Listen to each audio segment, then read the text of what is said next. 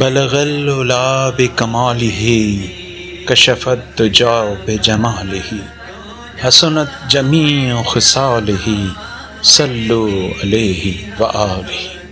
حضرت محمد صلی اللہ علیہ وآلہ وسلم اپنے کمال کی وجہ سے بلندیوں پر پہنچے اور انہوں نے اپنے جمال سے کفر و ضلالت کی تاریکیوں کو دور کیا۔ ان کی تمام خصلتیں خوب ہیں، ان پر اور ان کی آل پر درود بھیجو۔ بلغ العلا بکمالہ سعدی شیرازی رحمۃ اللہ علیہ کے مشہور اشعار ہیں، جس میں انہوں نے پیغمبر اسلام صلی اللہ علیہ وآلہ وسلم کی مدح بیان کی ہے۔ یہ شعر ان کی کتاب گلستان سعدی میں عربی زبان میں ہے۔ شیخ سعدی رحمۃ اللہ علیہ پہلے مصرعے میں حضرت محمد صلی اللہ علیہ وآلہ وسلم کو کمالات کے سب سے اعلیٰ درجے کا حامل قرار دیتے ہیں، جنہوں نے اپنے جمال کے نور کے ذریعے تاریکیوں کو برطرف کیا ہے۔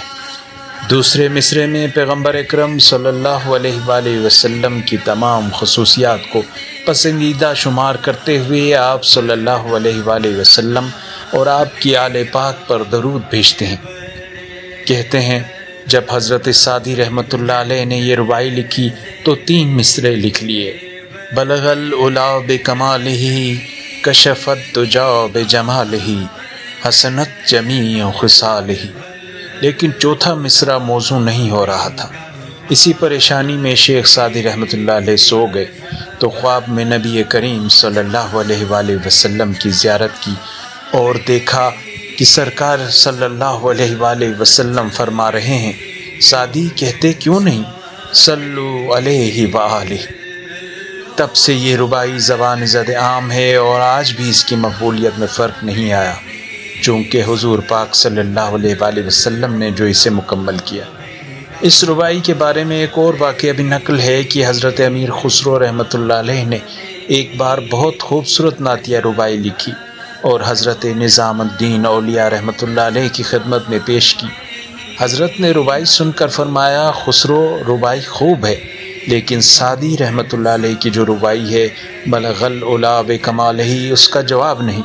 اگلے دن حضرت امیر خسرو رحمۃ اللہ علیہ نے پہلے سے زیادہ محنت سے مزید اچھی ربائی لکھی اور پیر و مرشد کو سنائی تو انہوں نے سن کر پھر فرمایا، خسرو ربائی خوب ہے، لیکن سعدی رحمۃ اللہ علیہ کی ربائی کا جواب نہیں۔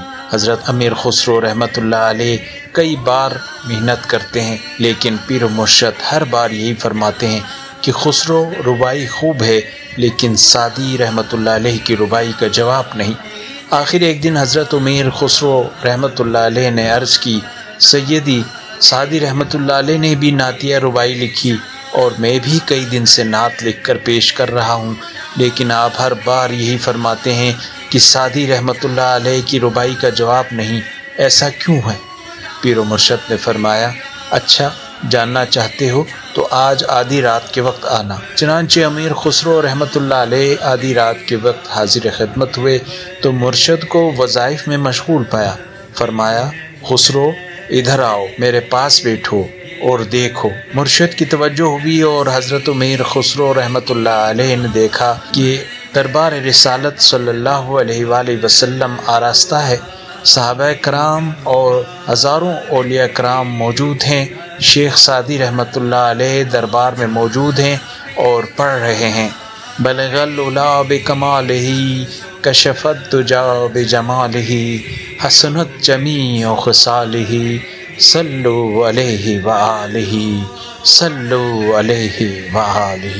اور نبی کریم صلی اللہ علیہ وآلہ وسلم فرما رہے ہیں، سعدی پھر پڑھو۔ سعدی رحمۃ اللہ کہتے ہیں، لبیک یا سیدی، اور پھر ربائی پڑھنے لگتے ہیں۔ ربائی ختم ہوتی ہے اور نبی اکرم صلی اللہ علیہ وآلہ وسلم فرماتے ہیں، سعدی پھر پڑھو، اور سعدی رحمۃ اللہ علیہ پھر پڑھنے لگتے ہیں۔ یہ دیکھ کر امیر خسرو رحمۃ اللہ علیہ نے عرض کیا، پیر و مرشد لکھتا تو میں بھی خوب ہوں، لیکن سعدی کی ربائی کا جواب نہیں، اور واقعی اس ربائی کا جواب نہیں۔ بلغ العلا بکمالہ کو ادبی آثار میں ایک شہرت والا اور ممتاز مقام حاصل ہے، جس کی بنا پر بلغ العلا بکمالہ کے عنوان سے مستقل کتابیں بھی تحریر کی گئی ہیں۔ یہ شعر پینٹنگز بورڈ، خوش خطی اور قالین اور پینلز وغیرہ پر بھی استعمال کیے جاتے رہے ہیں۔ یہ نظم عام لوگوں کی زبان پر بھی رائج ہے اور مسلمان مختلف مذہبی مراسم میں سے پڑھتے ہیں۔ یہ اشعار نعت اور قوالیوں میں بھی پڑھے جاتے ہیں۔